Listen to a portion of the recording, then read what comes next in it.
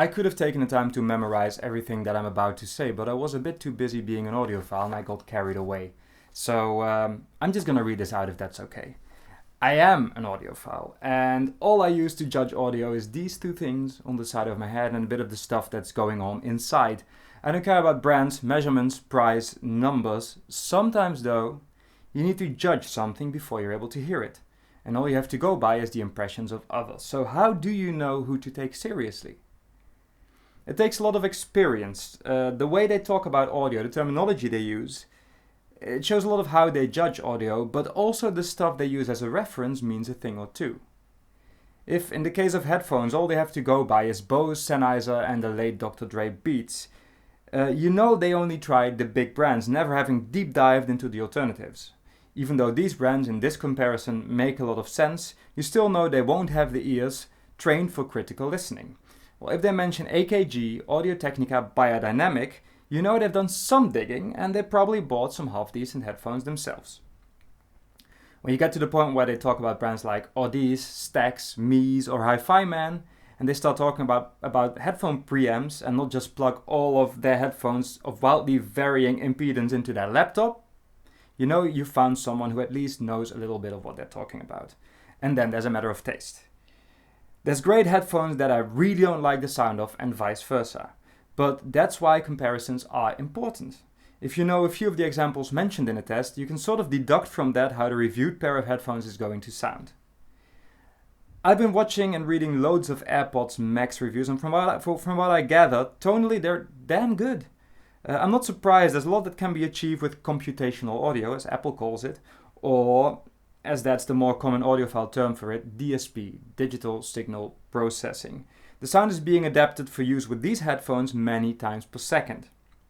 Without it, they would sound horrible. It's a bit like the Joint Strike Fighter airplane. It cannot fly, it's a brick. If it wasn't for all the computers keeping it in the air, it wouldn't float, it would fall like a brick out of the sky. And because it is so unstable, it is very maneuverable. And the same goes for these hypercars. The things they can do, the speeds at which they can corner, they are completely physics defying. Something a human driver could never do, but the computers can because they change the input to the wheels hundreds of times a second. Little steering movements, little braking actions per wheel. And what these things have in common is that though they're a very impressive technical feat, they also lack charm, magic and life. I've heard many an audio rig with a room corrector, a system with a microphone that measures the room, and it knows where all the bumps and the dips in the frequency range and all the reflections in the room are. After the measurement, you can turn on the room correction, and like magic, all of your room echo seems to disappear. The whole listening environment seems to disappear. It sounds like an acoustical perfect environment. Bass becomes tight and round, highs are no longer bouncing around from the ceiling and the windows. It's super impressive, and if you turn it off, it sounds like a mess. It's hollow, it's echoey, it's boomy. Or does it? All of a sudden you hear the vibrations in the piano and the resonances in the upright bass. And you hear the space between the singer and the microphone. It's like the recording can breathe again. It's like it's not packed like sardines in a crushed tin box anymore. And there's something to be said for either of these options. If you want to get a balanced tonal reproduction without any effort, DSP is great. They use it in all the big music venues because they are impossible acoustical spaces and you can fix a lot of that problem using DSP. If you want to hear the music as it was coming from the instruments though, DSP is murder. I personally don't like it. I want my music to sound as natural as possible. And if that means completely changing my living room's layout to get decent acoustics, even if that means wearing open back headphones with a wire and no noise cancelling, so be it. No worries, I do have a pair of cheap wireless headphones. They are the JBL TWS 120 and they are great. They are, I think, $70 and these things sound amazing. They're among the best earbuds that I've heard. But yes, I am using my phone's built-in equalizer, so yes, I'm using some sort of DSP, because sometimes practicality beats quality even in the life of an audiophile. Generally though, all of this digital trickery comes with downsides that I as an audiophile cannot live with on a day-to-day basis.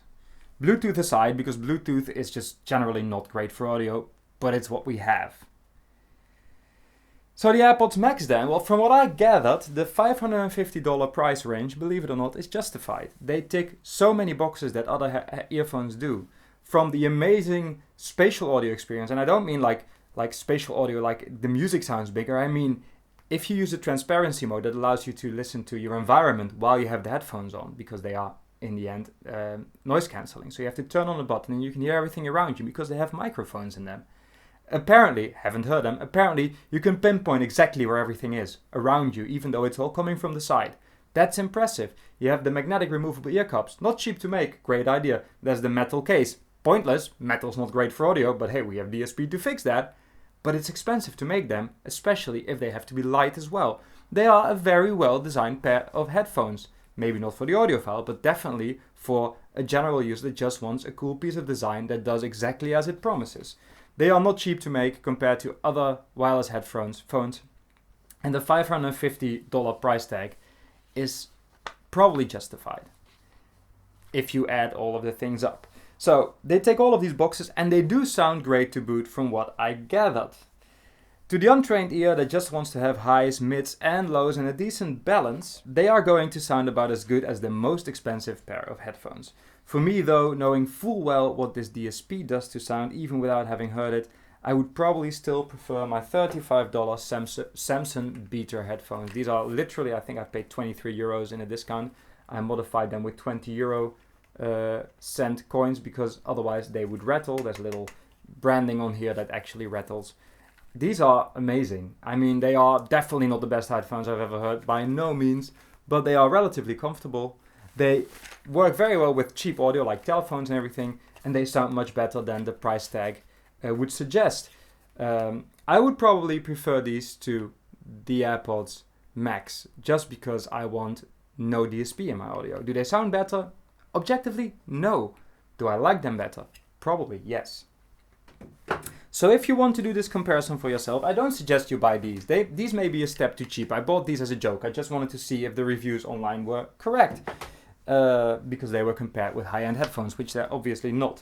But if you want to do the comparison for yourself, if you have $550 to spare for a pair of AirPods Max, you should add a pair of AKG K240 Studio to your collection. They're cheap, I think they're like $65. They are a classic wired design. I think they've made them pretty much identically since the 70s. They just got cheaper because now Samsung owns AKG. And then listen to some recordings that you know well, preferably not electronic music.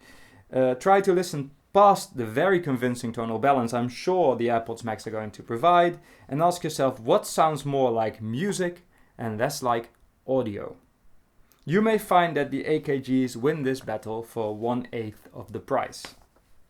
Now, when I get a chance to listen to them, to the AirPods, I will revisit this review. I will tell you what I think. Maybe I'll change my mind. Maybe I won't hear the DSP. I have heard examples of DSP work really well. Actually, just one. It was the Key 3 speaker. Key is spelled K-I-I. I think it's a $10,000 speaker that has a design that should not work. There's so much wrong with the design. Everything about it just tells me this is going to be horrible. So I was prejudiced and they still sounded great with their DSPs. I don't want to know what they sound like without DSP, but apparently DSP can sometimes work. So maybe Apple is going to prove me wrong here. That said, I have watched a lot of reviews on these AirPods Max, and even from people who don't recognize the sound of DSP, they say, yes, they are very impressive, but they sound lifeless, they lack magic, they lack charm, and that to me is a sign that DSP is very much active. So that's my opinion on the AirPods Max without having heard them. You are free to judge me for doing that, but I am also very happy to listen to anyone's AirPods and admit it when I'm wrong. I hope they're good. I genuinely hope they're good because I would love to have a pair of really good wireless Bluetooth headphones, but I don't think they exist just because Bluetooth on the sending side just isn't ready for audio yet, in my opinion. So yeah, there you go. That's my whole story here. Let me know what you think in the comments, especially people who are audiophiles or people who have literally deep dived into the headphone world and maybe ended up with a pair of affordable good headphones like the K240, but not so much the people who just buy whatever is on sale in your local audio video supplier, like indeed Dr. Dre Beats, like Sennheiser, like Bose, Like even Sony, even though I haven't heard them, but I understood that the Sony wireless Bluetooth headphones, I think they're called something like the X4, MX4 or something, are rather good for Bluetooth headphones. So I definitely want to give those a shot because it seems like a really cool comparison between those and the AirPods. Have a good day, and looking forward to your responses for better or for worse.